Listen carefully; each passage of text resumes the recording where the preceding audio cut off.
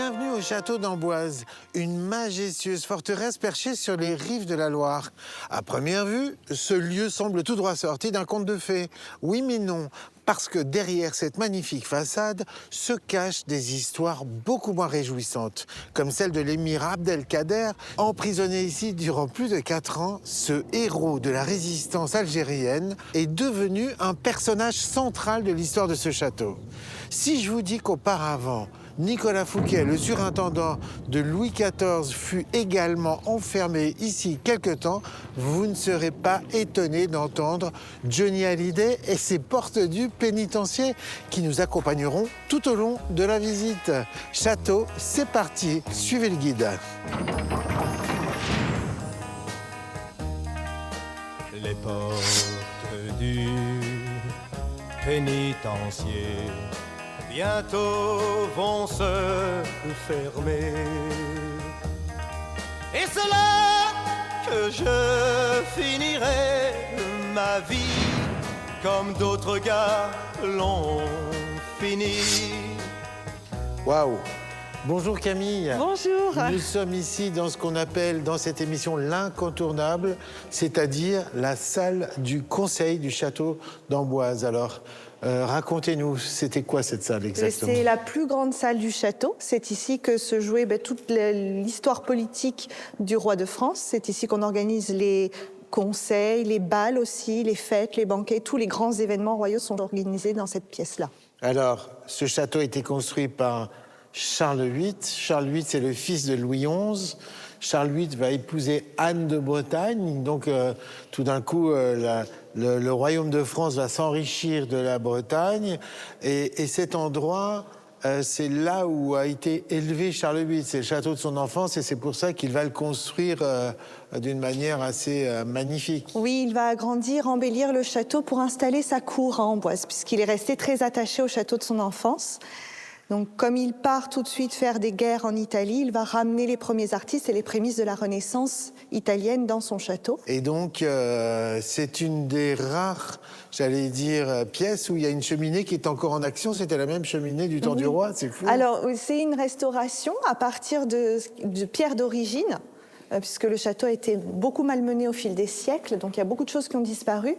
Elle a été restaurée et l'avantage de la restauration, c'est qu'on peut la faire fonctionner encore pour le plus grand plaisir des visiteurs. C'est génial. Alors là, on voit 2 anges qui portent 2 blasons.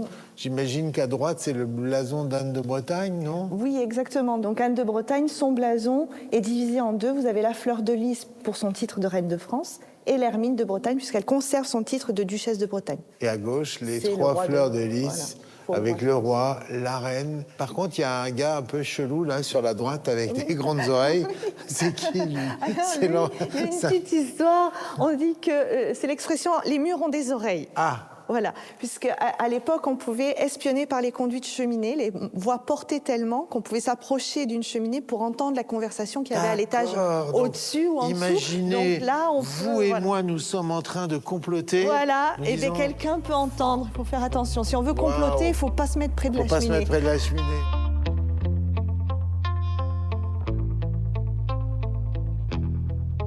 Alors, chère Camille, dans cette salle, on festoyait, mais il y a aussi des aspects plus sombres. Oui, il y a eu aussi un épisode sanglant dans cette salle qui a eu lieu sur le beau balcon de cette pièce qu'on appelle la conjuration d'Amboise. La conjuration d'Amboise, ce sont des protestants qui vont s'unir pour un projet de kidnapper le roi, le fils de Catherine de Médicis, qui était Charles... François II à ce moment-là.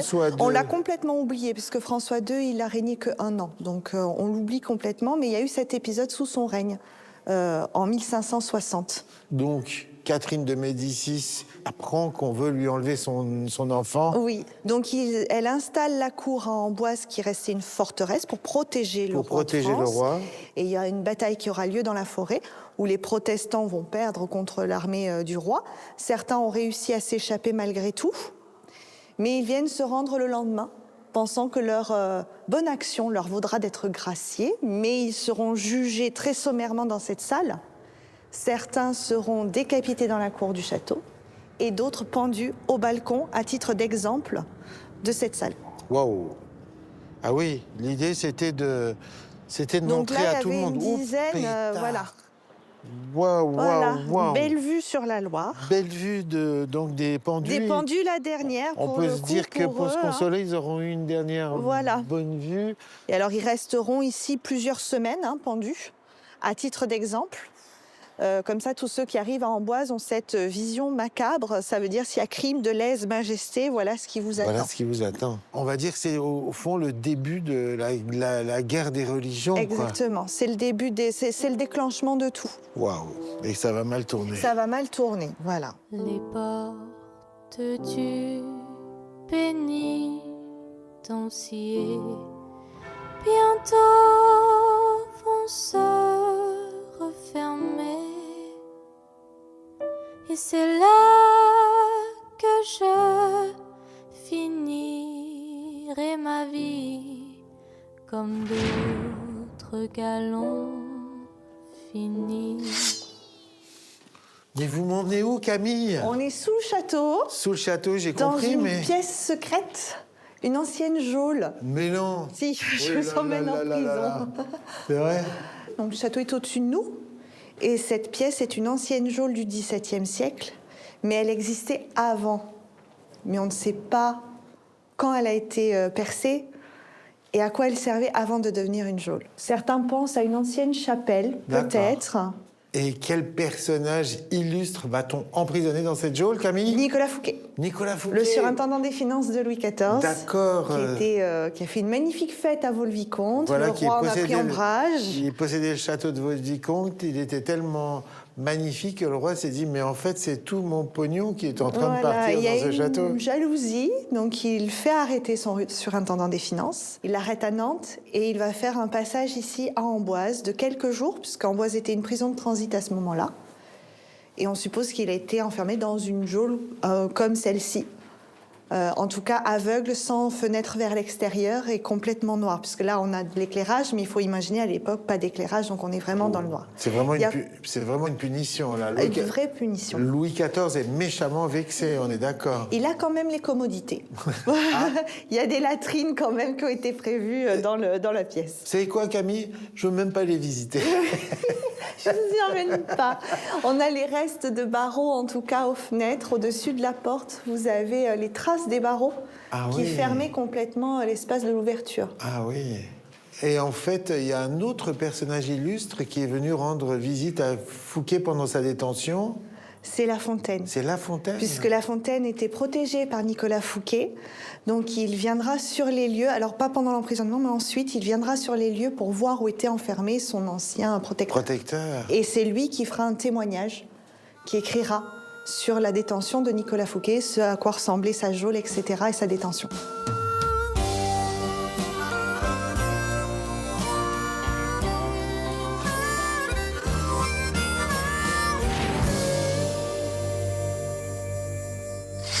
Marc. Eh bien, soyez le bienvenu. Alors, on est dans une salle particulière ici, parce qu'Amboise, je dirais, a plusieurs aspects, notamment d'avoir recueilli un hôte de marque. Racontez-nous comment l'émir Abdelkader, puisque c'est de lui qu'il s'agit, s'est retrouvé ici, en résidence surveillée, comme on dit. Tout commence avec un coup d'éventail.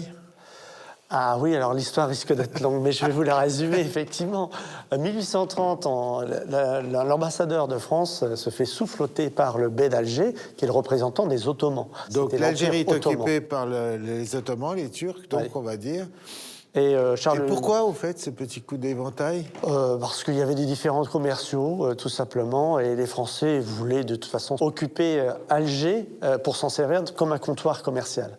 Et Charles X va saisir ce prétexte pour envoyer quand même plusieurs milliers d'hommes pour prendre Alger en quelques jours. Donc c'est la conquête de l'Algérie. Il y a un jeune émir qui va se battre. Abdelkader, tout jeune Abdelkader, il va se distinguer par son côté tacticien, mais aussi diplomate.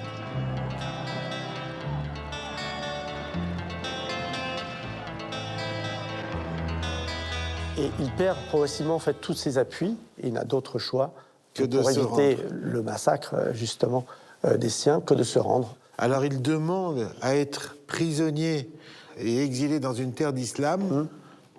La promesse ne va pas être tenue. Exactement. Abdelkader, au lieu d'être emporté vers une terre d'islam, est emmené vers Toulon. Il va être ensuite emmené vers Pau, qui est un château. Et Pau, malheureusement, est jugé comme trop proche de la frontière. On a trop peur que les Anglais viennent exfiltrer Abdelkader pour le remettre dans le jeu. On va rechercher, en fait, un château libre au milieu du territoire national. Donc, on l'installe ici, puisque le château est libre, il a été abandonné, c'est ça? Exactement. Il va d'ailleurs consacrer son énergie à écrire aux différents responsables français pour leur rappeler la promesse qui a été faite d'être en exil en terre d'islam. Il n'a pas renoncé du tout à cela, bien sûr. Mais il faudra 4 ans avant de pouvoir inverser le cours de l'opinion publique. Et l'un des partisans de la libération d'Abdelkader, c'est Louis-Napoléon Bonaparte, qui viendra, en 1852, signifier enfin sa libération à Abdelkader.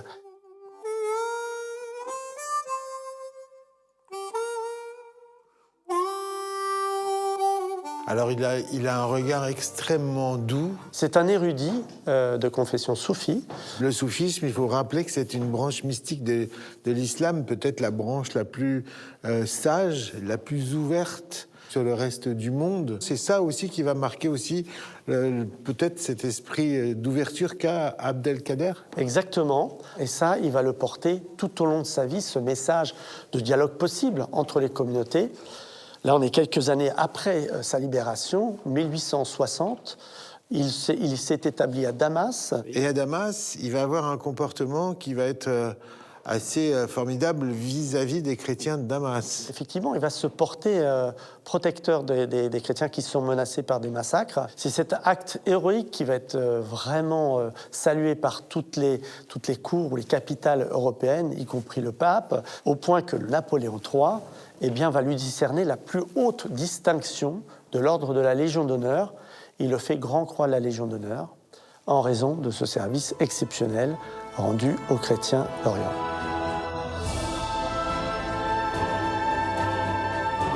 Château, c'est terminé. N'hésitez pas à pousser la grille du parc et à venir en famille ou entre amis découvrir l'histoire de cette forteresse royale. Nous, on se retrouve très vite dans un autre château. D'ici là, profitez de votre liberté. Mais vraiment.